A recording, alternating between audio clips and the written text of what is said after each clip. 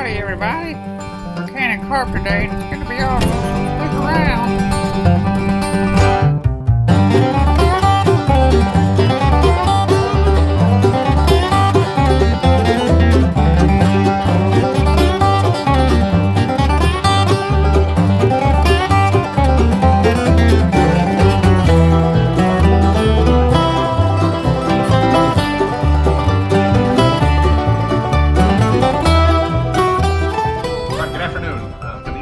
South Dakota, or somewhere abouts from Pierce, South Dakota.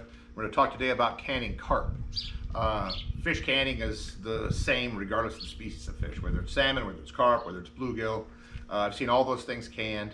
The reason that carp usually get canned is because carp have a lot of flying, or not flying, but a lot of Y bones that are floating inside the actual meat.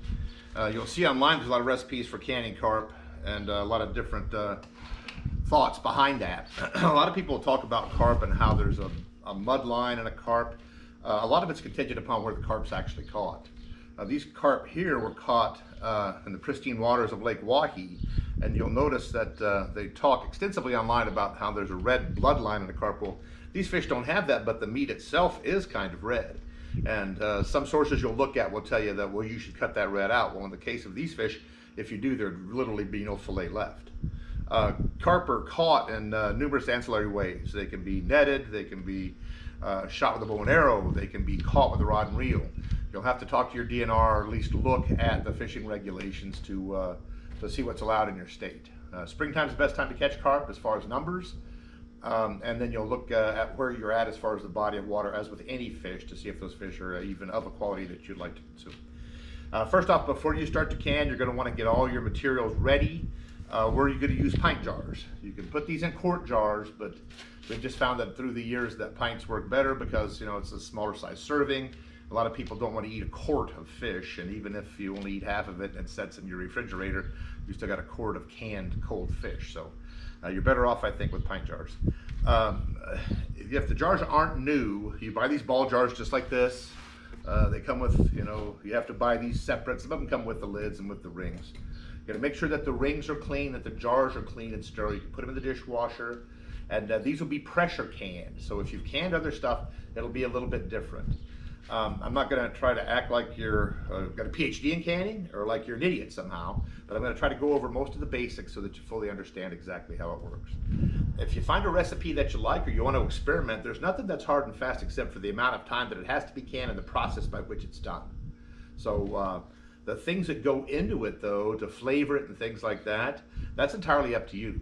So if you'd like, the way that I found the easiest way to do it is to use an indelible marker, like a Sharpie, and then mark down numbers on the lids, on here, that lid itself. This is the ring, and this is the actual lid.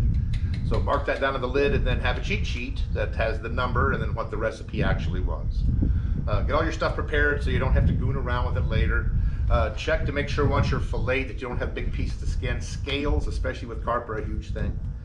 So make sure that it's filleted basically like this, either by myself or my trusty assistant, and that the fillet looks like this.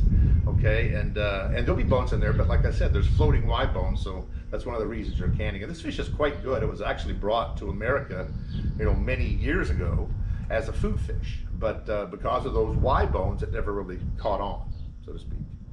So these things need to be cut up in chunks. So they'll be cut up in chunks, 1 inch, 2 inches, depending on the source that you read. It doesn't really matter because you're going to can these things in a pressure canner at 15 pounds of pressure for 100 minutes, so just over an hour and a half. So whatever's going on in there is going to be cooked, believe me. So whether it's 1 inch, 2 inch, 3 inch squares, it's not going to matter at all. So you'll cube these things up into manageable squares, and you're going to pack them in these jars and get the packing of them quite tight because you're not really worried about having a whole lot of space. Now you're going to have, for those that can, you'll know what the expression headspace is. For others that don't, headspace is the amount of space between here in the jar and the actual lid because things are going to go on and this is going to cook inside the jar during that 110 minutes. So as or during that 100 minutes, as it pressurizes and cooks, it has to be able to escape. So you're going to need to have a little bit of headspace there because if you don't, it'll get trapped underneath this ring, possibly, and the jar won't seal. So you'll have something that will be contaminated possibly when it's in storage in your pantry. So you take your cubes of carp, you just put them in the jar. There's nothing special about that. Just put them in the jar, pack it in there. As you can see, a little short here, so for demonstration, we'll make sure that we put about the right amount in there so you can see it. And like I said, it doesn't have to be 1-inch squares. You'll see that online, and I mean, that's absolutely ridiculous. You could, in reality, roll the thing up and shove it in there if you wanted to, but by cutting them into cubes, it gives you the ability to pack it more tightly. And that's key, because you're going to have as much food in that jar space that's taking up that precious space inside your pantry or wherever you store your food. So once you get this stuff in there, it's all packed in there. Some places say headspace 1 inch, 1/2 inch. Yeah, just something close. The bottom rim here is about 1 inch or so. Just make sure that it's about right there.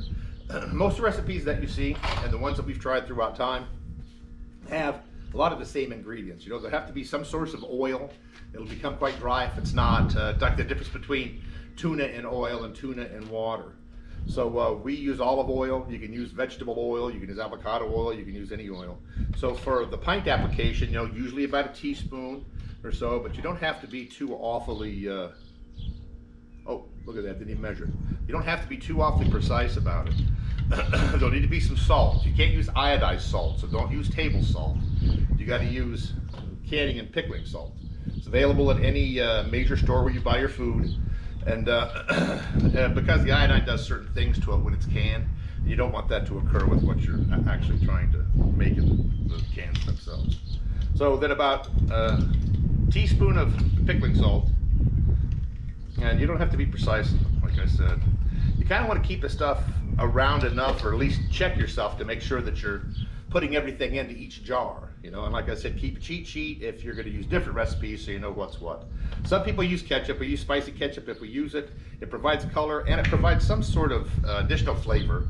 But a lot of these canned carp from up here, since the meat or the flesh is already kind of a red hue or orange hue, it'll look like canned salmon already. But a lot of places they don't look like that. The meat's very white and it's got that very dark lateral line that will need to be removed.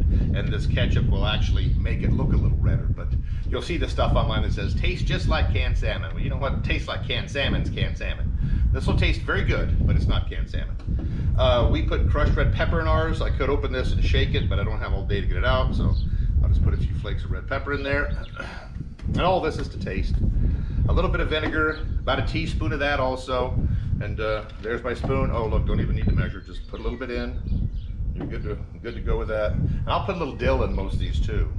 So, and I will sprinkle the dill in there. Then when you go to put these lids on, the band and the lid, you put them on, they say finger tight. You put them on where they're kind of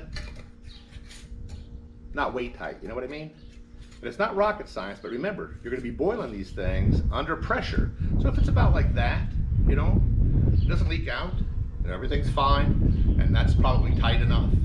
And then we'll see in a minute once we have these things set up, and we'll show you how the canning process works with the pressure canner, and then we'll walk you through those steps. Okay, you're back with Captain Catfish, and we're going over today how to can carp. It's how to can any fish, basically. And we talked about carp and why they're utilized. This is a pressure canner. These have to be done in a pressure canner. You can use an Instapot, but you'll be producing a lot fewer cans at a crack, obviously. This production here, it's a couple $100 for everything if you're to count the tank and then the heat source and then the actual pressure cooker itself. The pressure cooker, every vendor will tell you a different amount of fluid to put in. They'll tell you exactly how things are supposed to go.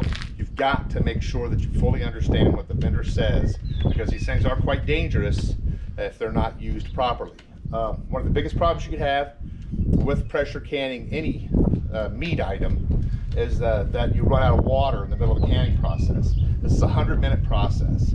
And like I said, just use what your vendor says. A lot of steam doesn't escape. It'll jiggle. What you'll have is several different pieces. You've got the actual pressure canner itself. You'll have a series of these. You'll be at least 1 or 2 of these. You can stack it up if there's 2 of them and put cans on top, but they got to be sitting on this. They can't sit on top of each other because they may interfere with the ring. And it's got a top to it, obviously, with some sort of a pressure indicator. And it's also got one of these nifty little devils here that is tells you how many pounds for each setting. There's usually 3, and it runs between 10, 5, 10, 15 pounds. And you're gonna can at 15 pounds. So this one here is set for 5, 10, or 15 pounds, and you'll be at the 15-pound setting is where you want to be. Like I said, look at your vendor's information for your specific pressure cooker. Okay, so we've got, let's see, 12 or so cans of carp that we're going to do. It's a 100-minute process. I'm going to take a small break, load this thing up, show you when it starts, and then show you the finished product. 2 chunks of aluminum together.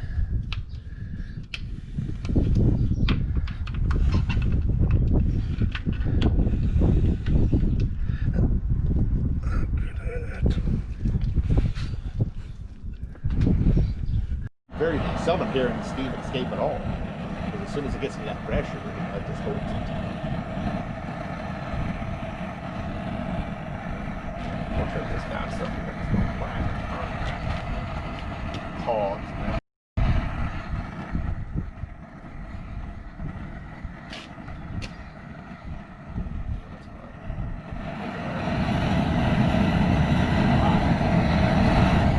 Take off.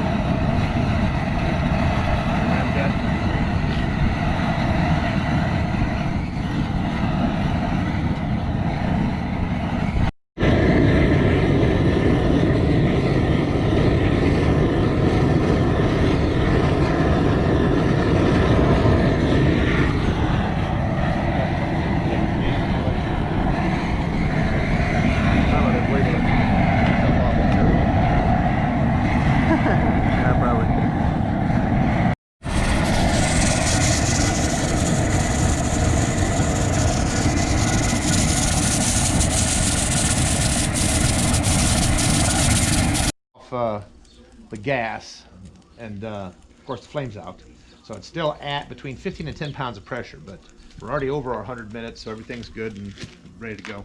Like I said, you got to read the book on the pressure cooker that you're using to make sure you're not doing something goofy. And you know, they basically hyper safety brief you on all these things, because they're afraid you're going to get hurt, because you could, but you'd have to be pretty much an idiot to get hurt. You know, just don't do anything goofy, and remember, just you have to let the pressure out of the thing before anything else can go on.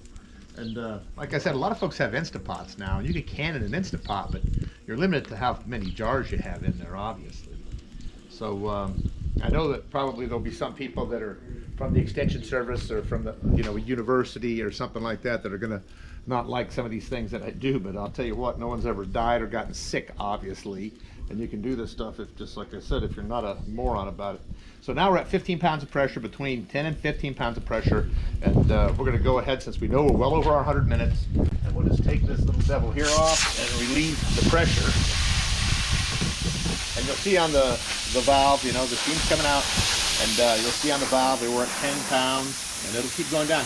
Everything in there is super, super hot, well over 212 degrees. And right when it first starts to boil, it's at 212 at sea level. And the beauty of a pressure can or a pressure cooker is, you know, it makes that it makes the altitude that you're at irrelevant.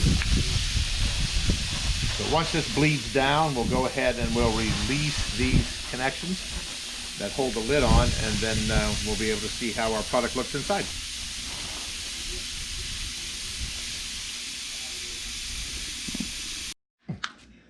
Try to grab yours, turn it. That's funny.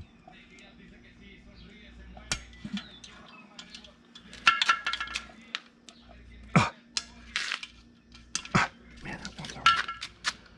Like that. Good.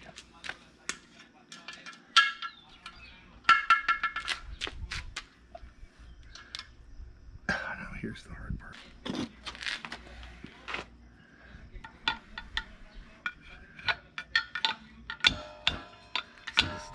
They're still boiling.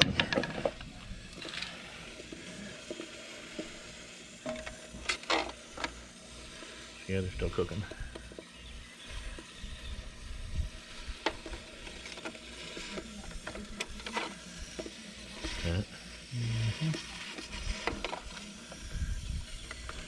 pretty tasty in there. Where's your short one at?